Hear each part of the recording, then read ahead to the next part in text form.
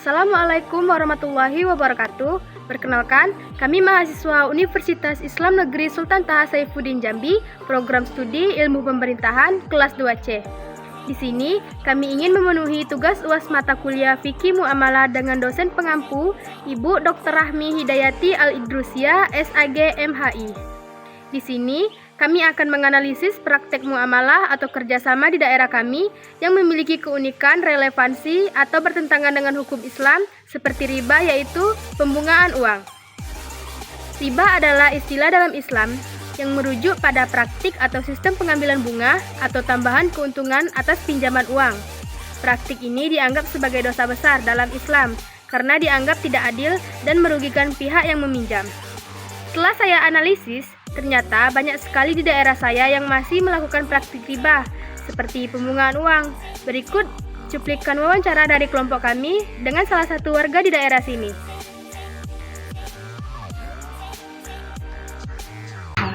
Permisi Bu, Assalamualaikum warahmatullahi wabarakatuh. Waalaikumsalam warahmatullahi wabarakatuh. Saya di sini ingin mewawancara Ibu tentang hal yang bertentangan dengan hukum Islam, contohnya riba. Di sini saya akan bertanya kepada Ibu. Untuk sekarang Mira, banyaknya di daerah kita nih orang yang melakukan transaksi riba. Bisa tidak Ibu berikan contoh transaksi riba yang ada di daerah kita? Masalah riba nak, riba suka meranak uang, minjam uang, seperti koperasi, seperti bank, banyak lah. Kan Ibu tadi bilang enggak transaksi riba di daerah sini masih marak enggak? Banyaknya enggak sih? Banyak. Dan tuh tadi Ibu juga sudah memberikan contoh seperti membungakan uang. Mengapa di sini nih orang masih banyaknya meminjam atau membungakan uang? Kami di sini banyak penting duit, budak sekolah, kebunuhan anak sakit, bayar utang anak sekolah. Menurut Ibu, apakah membungkakan uang itu bisa merugikan orang yang meminjam? Merugikan, pinjam duit 1 juta balik 1.500.000, minjam 1,5 juta balik 3 juta Bu. Mengapa praktik membungakan uang ini dianggap bertentangan dengan prinsip Islam? Prinsip Islam haram hukumnya Bu. Yang kita minjam haram, yang minjamkan kita haram karena kita butuh uang. Terpaksa lah Bu, kami pinjam uang daripada anak dak sekolah. Enak kita pinjam duit itu Bu.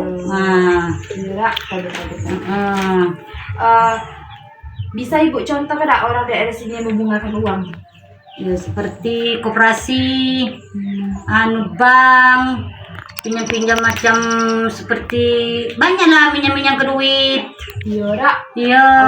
Zaman sekarang banyak nggak sih yang menggunakan uang? Iya. Misalnya itu lah kita minjam betapa tadi Ibu tadi itu minjam 1 juta balik 1,5 juta. Minjam 1,5 juta balik 3 juta Bu. Itu sangat melanggar nggak sih? Iya. Itu kan haram Bu. Kadang ikhlas kita, kadang tidak. Daripada kita tadi tak pinjam uang, lebih baik kita pinjam. Iya. Berarti Ibu sering nggak minjam uang? Sering juga lah.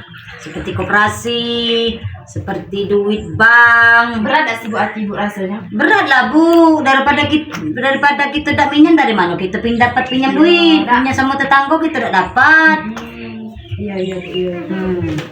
Baiklah Bu, cuma itu yang dapat saya tanya kepada Ibu. Terima kasih atas waktunya. Saya akhiri. Wassalamualaikum warahmatullahi wabarakatuh. Waalaikumsalam warahmatullahi wabarakatuh. Kasih Bu ya.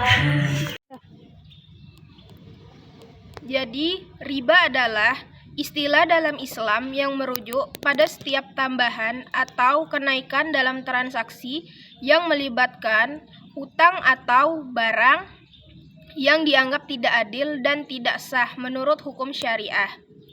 Riba secara khusus merujuk pada bunga atau keuntungan tambahan yang dibebankan pada peminjam uang.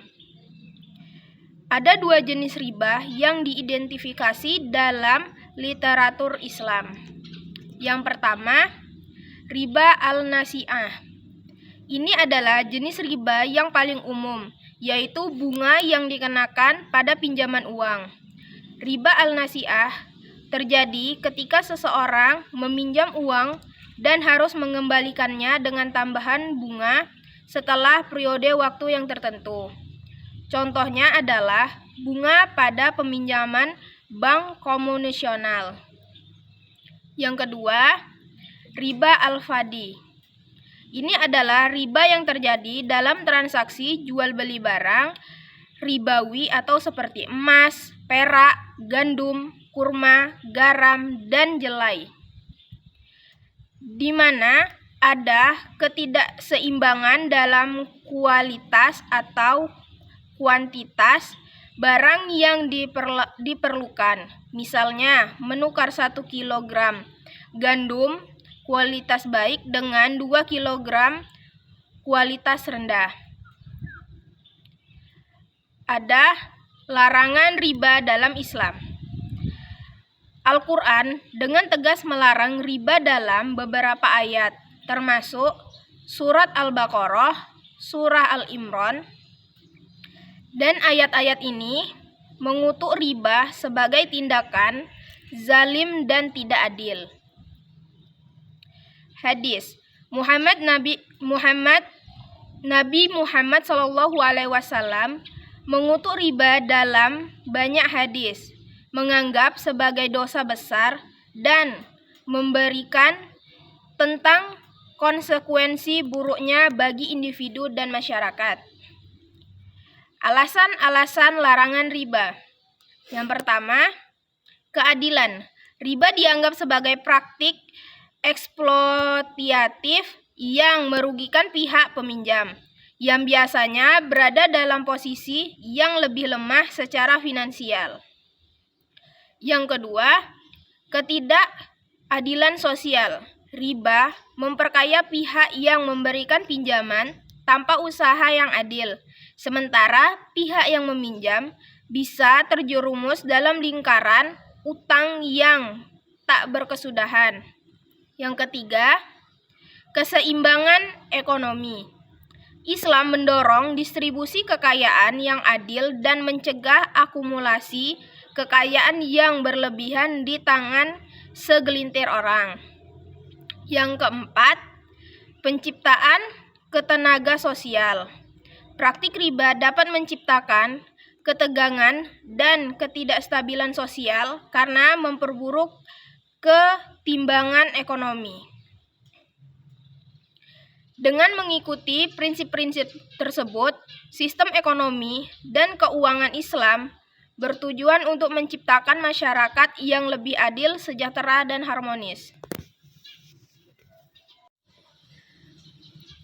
Dari wawancara tadi, ternyata riba masih marak di kalangan masyarakat karena faktor ekonomi.